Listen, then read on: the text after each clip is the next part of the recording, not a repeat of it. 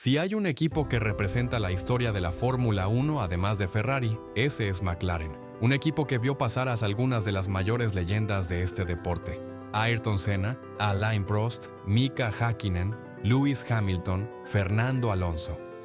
Todos dejaron su huella en una escudería que durante décadas fue sinónimo de victorias y campeonatos. McLaren llegó a conseguir 13 campeonatos de pilotos y 10 campeonatos de constructores, más de 180 victorias, más de 500 podios y una historia que lo convirtió en el segundo equipo más exitoso de todos los tiempos. Pero la Fórmula 1 cambia rápido, muy rápido, y a veces la diferencia entre dominar y fracasar es mucho menor de lo que parece.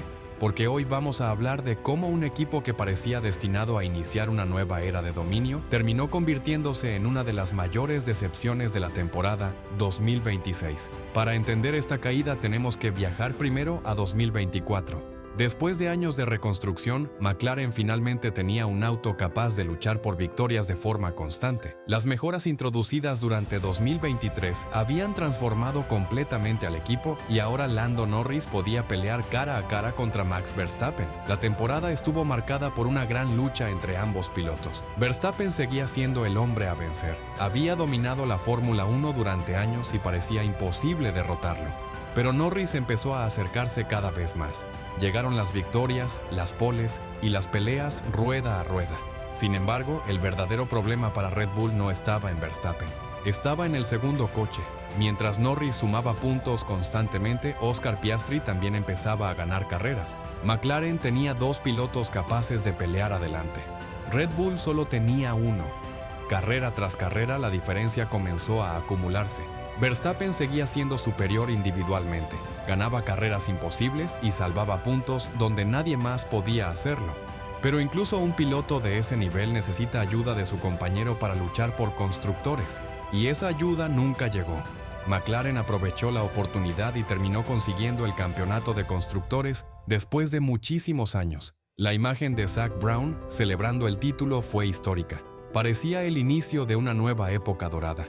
Y 2025 solamente reforzó esa sensación. Desde la primera carrera quedó claro que McLaren seguía teniendo el mejor coche de la parrilla. Pero esta vez la lucha ya no era contra Verstappen, era una guerra civil. Oscar Piastri había dado un salto enorme de rendimiento. Ya no era simplemente un piloto rápido, era un candidato real al campeonato del mundo. Las victorias empezaron a repartirse entre él y Norris. Algunas carreras las ganaba el australiano, otras el británico. La diferencia entre ambos era mínima. Mientras tanto, Verstappen observaba desde atrás esperando cualquier error, y los errores llegaron.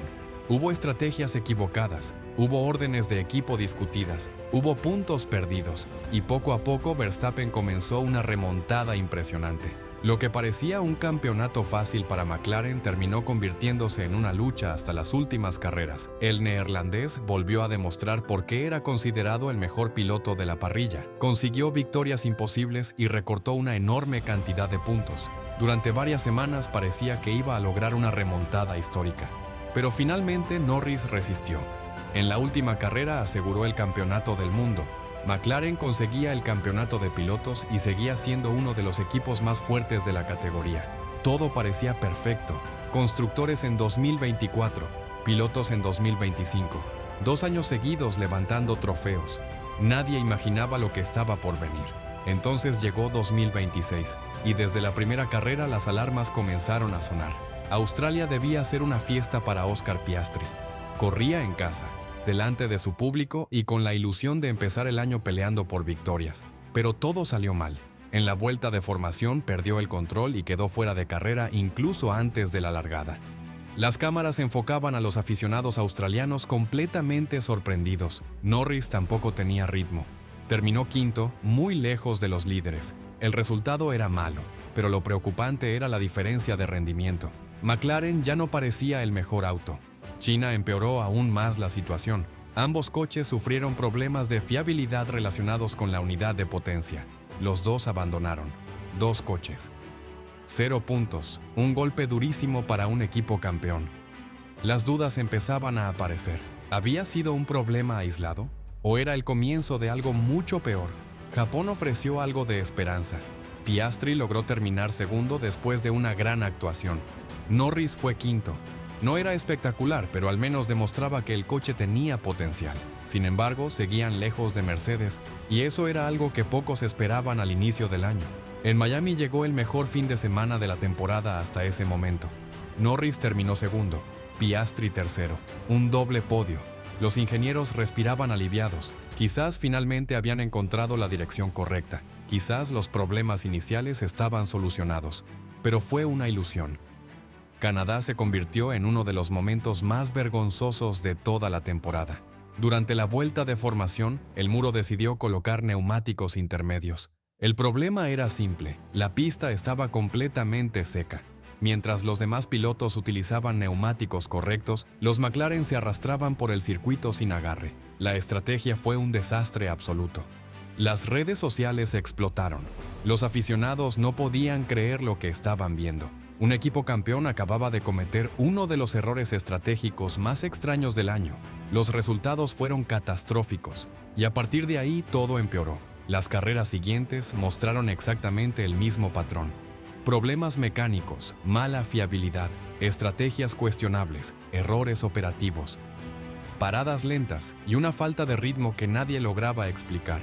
Mientras McLaren caía, Mercedes construía un dominio absoluto. La escudería alemana había interpretado mejor que nadie el nuevo reglamento. Su unidad de potencia era la referencia. Su aerodinámica funcionaba perfectamente. Y además tenían una nueva estrella, Kimi Antonelli. Con apenas 19 años estaba protagonizando una de las irrupciones más impresionantes que se recuerdan.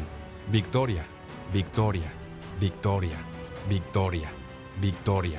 5 triunfos consecutivos. Algo que parecía imposible para un debutante.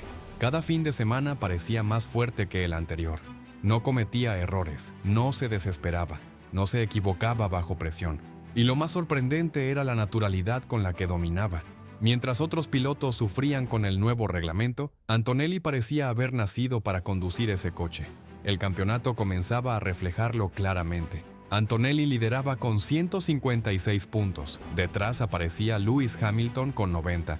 George Russell estaba tercero con 88. Charles Leclerc cuarto con 75. Y recién después llegaban los pilotos de McLaren. Oscar Piastri quinto con 58 puntos. Lando Norris sexto también con 58. Una diferencia enorme, una diferencia que resultaba impensable apenas unos meses antes, porque estamos hablando de los campeones, estamos hablando del equipo que dominó los últimos años, y ahora ni siquiera podían acercarse al líder del campeonato.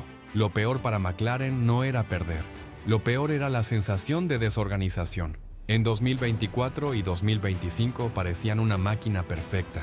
Cada decisión funcionaba, cada mejora daba resultado, cada estrategia estaba calculada. Ahora parecía exactamente lo contrario. Los pilotos estaban frustrados, los ingenieros no encontraban respuestas, las mejoras no funcionaban, y Mercedes desaparecía en el horizonte carrera tras carrera. La historia de la Fórmula 1 está llena de caídas sorprendentes. Ferrari tuvo las suyas, Williams también. Red Bull pasó por momentos difíciles. Pero pocas veces se ve una caída tan rápida. Pasar de campeón a perseguidor ya es complicado. Pasar de campeón a equipo en crisis es todavía peor. Y eso es exactamente lo que le ocurrió a McLaren en 2026. La gran pregunta ya no es si pueden luchar por el campeonato. La gran pregunta es si pueden encontrar nuevamente el camino que los llevó a la cima. Porque la Fórmula 1 no espera a nadie. Y mientras McLaren intenta entender qué salió mal, Mercedes y Kimi Antonelli están construyendo lo que podría ser la próxima gran dinastía de este deporte.